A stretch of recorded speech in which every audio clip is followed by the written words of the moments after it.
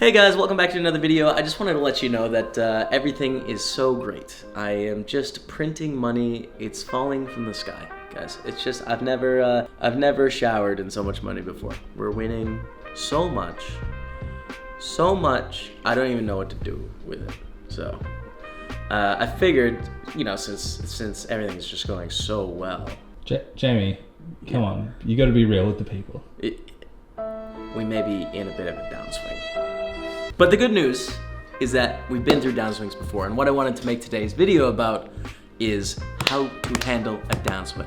Here's some tips. So I put together 7 different tips that are gonna be able to help you out in recovering from a downswing.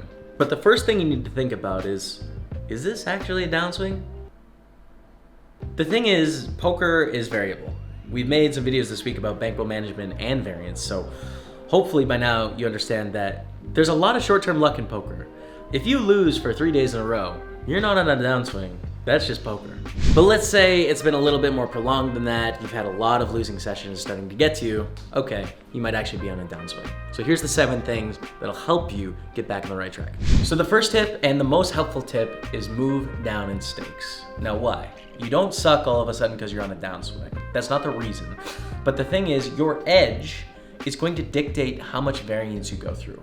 So if you're playing in difficult games against tough opponents, you're gonna go through a lot of swings, right?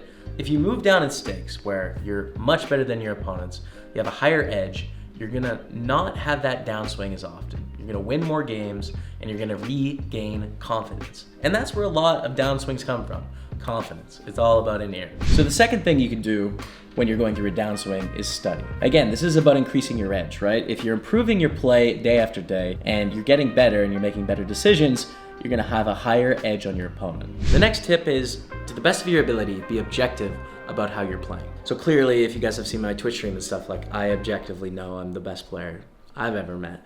But when it comes to you guys, I gotta laugh. I'm sorry. I can't hold it together.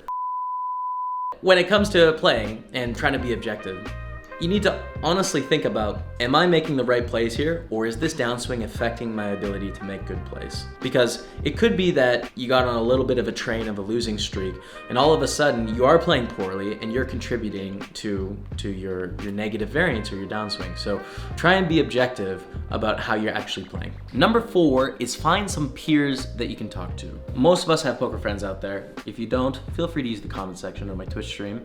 I'd love to give you feedback. Reach out to some other people and get their thoughts on the hands you're playing. Preferably if you can use someone that you know is better than you to be reassuring, that's really helpful. If you can talk to those people and they're like, nah man, that's totally standard, like you lost, that's okay. Then you can feel better about your play. So reach out to peers and talk to other poker players. Tip number 5, control what you can control. So what I mean by control what you can control, as we know by now, poker has lots of variance. You can't always dictate if you're gonna win money today, even if you're doing the right things. But you can control the factors outside of your life. Are you getting high quality and enough sleep? Are you exercising and staying fit? Are you going for the frozen pizza or the green beans? Choose the green beans, that'll pay off at the tables. The 6th tip I have for you is try and find some balance in your life. Now this is an interesting one because for some people this is counterintuitive to getting out of the downswing, and for some people this really helps. So you need to turn inwards and figure out if this is something that will help you.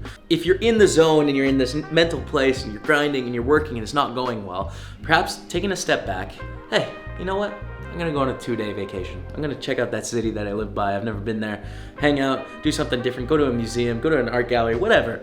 I'm gonna come back fresh. That might help to reset you and get you in a state of mind that you were in before you went on the downswing. And then for some of you, it's gonna be the opposite way, and you need to figure this out, which is, okay, I need to work harder right now because I'm feeling down, and the way to get out of this is to work harder. So put in more time studying, put in more time exercising, more time doing things that are gonna help you. Vice versa can work for different people, but try one of those 2 things and see if it helps. And the last tip is make sure you play the biggest spin and go you can find, because you might win $1 million. In all seriousness, I'm just kidding. I kind of just wanted to play spin and go. Sort of for the meme and sort of for the gamble. But for real, put your bankroll on spin and go, right? No, don't. Brandon, that's not a good plan. refer back to our last video about bankroll management. Can't go against that. Okay. Moments later. Look, we're making money regardless. My instinct was that one. Do it. $90. Quick 30. The moral of the story is, Brando, there may be some merit to tip 7. I'm just kidding. We took down the spinning though. So in summary of this video, 1, move down in stakes, increase your win rate. 2, study your game, increase your win rate. 3, make sure you're being objective about how you're playing. 4, find a coach or your peers to talk to about poker. 5, control what you can control. Your food choices, your sleep, your pattern of your routine in the day. Make sure you're fresh going into it. And 6, go do something that throws your routine off. Either work more on what you're doing or take it completely off, get a new state of mind and come back to it fresh. And then in 7, you know, potentially gamble on. Just kidding. Ignore 7. It's just a meme. In all seriousness, thank you guys so much for checking out the video today. Let me know what you think about these tips down below. If you have any comments, I'd love to hear them. And drop a subscribe on the channel if you could.